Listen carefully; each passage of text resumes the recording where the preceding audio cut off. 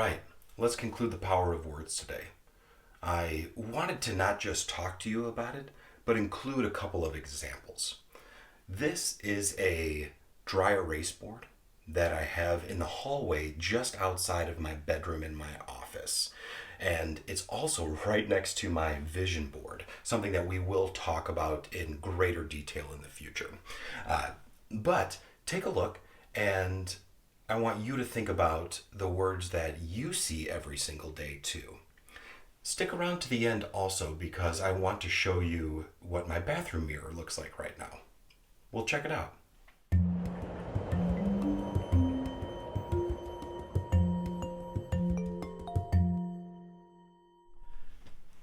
Hello everyone.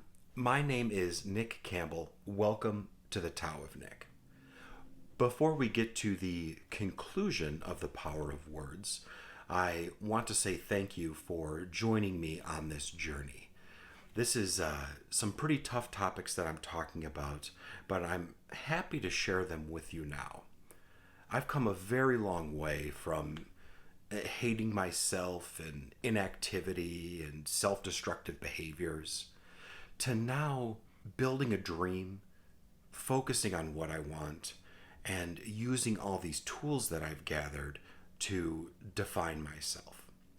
So if you discover that you like what you're seeing, please show me by hitting the like button. If you love the content, don't forget to subscribe. And feel free to leave a comment in the positive, in the negative, thoughts, questions, whatever you like. I read them as frequently as I can, and I'd love to hear your thoughts as well. I showed you my dry erase board, which is connected to my vision board. And I have a couple of thoughts on how I use that dry erase board and the vision board. This is a tool I use specifically to set goals and build my future. I find it so much better to have direction in life and a really powerful way for me to execute and continue in that direction is to have a physical representation, something that I can look at every single day, multiple times a day, whatever I need, but don't necessarily have to update it. The journal, which we'll talk about in a minute, is something that I write in and update every single day and needs that attention. But that vision board and the dry erase board, that's the goal setting. These are things that should just kind of always be on my mind. I currently have listed up there a number of action steps that I would like to take daily, weekly, but right at the bottom I wrote out build your dream. I don't want to spend time just living anymore. It's important to do that, but I want so much out of life, it's incredible. That board exists within my space and in my life as kind of part of a transition. It's in the hallway that leads from one door is my office door, one door is my bedroom door, and right on that wall is the vision board and the dry erase board. And it's so cool because I see them multiple times a day. Now, if I forget to update it, my goal is to update that weekly, give or take. But if I forget to update it, that's okay, because the information on the board and the information that I'm writing all the time is kind of always pertinent. It's always important for me to reach out to my friends or to build my dream or to exercise or whatever I'm focusing on in that time. The second thing, as I mentioned, is that I journal. And this one I really do try to do every single day. There have been many iterations of my journal, many different versions. When I was young, those journals were a little rough. I would write a lot of negative thoughts, but not realize that as I wrote those things down, I was solidifying them in my mind. They were becoming my very belief structure and how I lived and how I learned and how I tackled problems. I wish from when I learned how to write that I was writing down my hopes and dreams, and not just the bad. But you know, we we all have a journey that we have to take. Now, my journal is not just a place to jot down thoughts, but there are action steps involved. Maybe I'll start in the evening. I oftentimes end my day lying down and listening to something or watching something.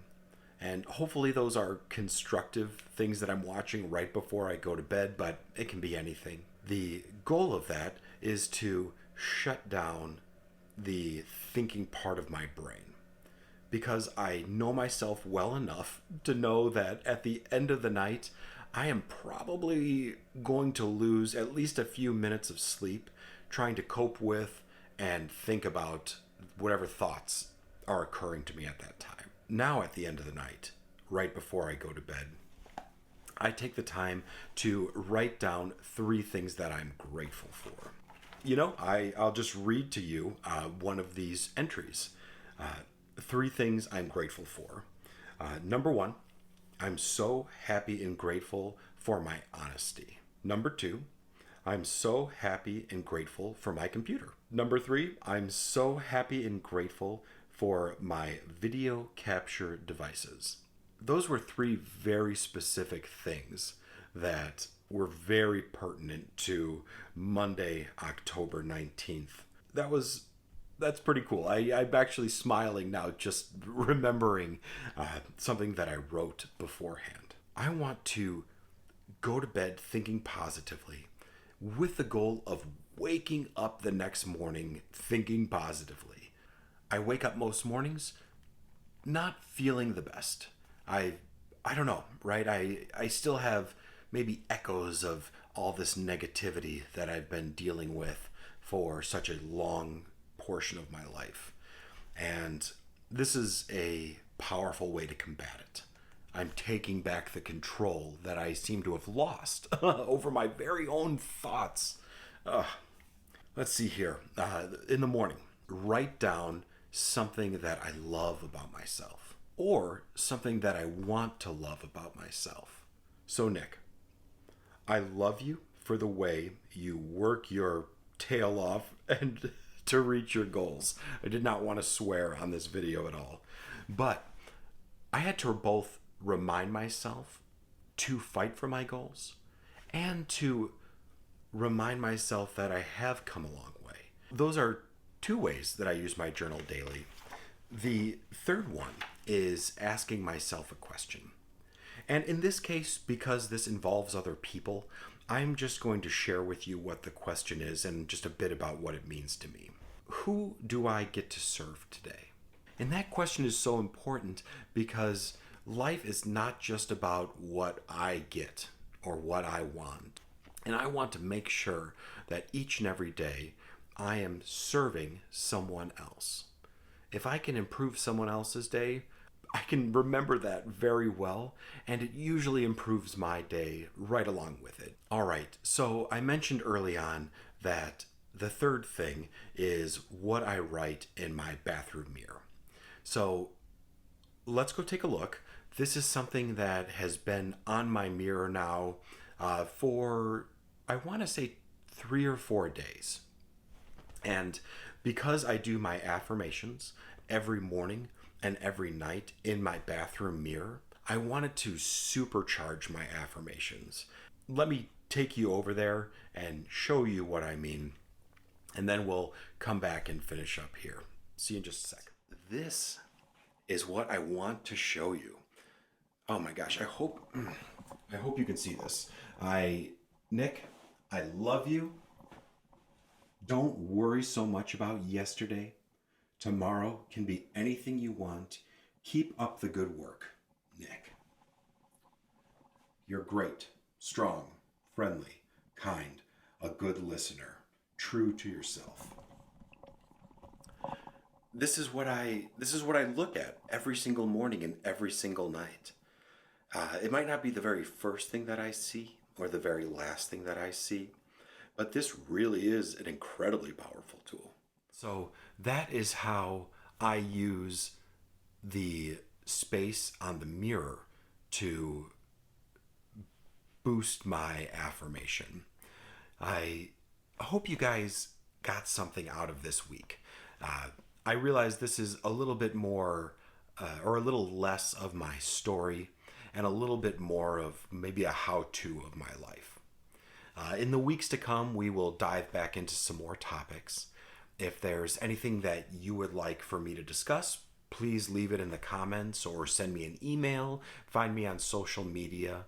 I'm definitely on Facebook and on Instagram and on Snapchat as well, although I don't use that one quite as often. But I check my email every day for sure, and I check Facebook Messenger and all those, and I love to hear what you have to say. Now, if you're the type of person who would like to use the power of words to improve upon your day or week or month, there's no rush. I want to be here to tell you that I bet you can.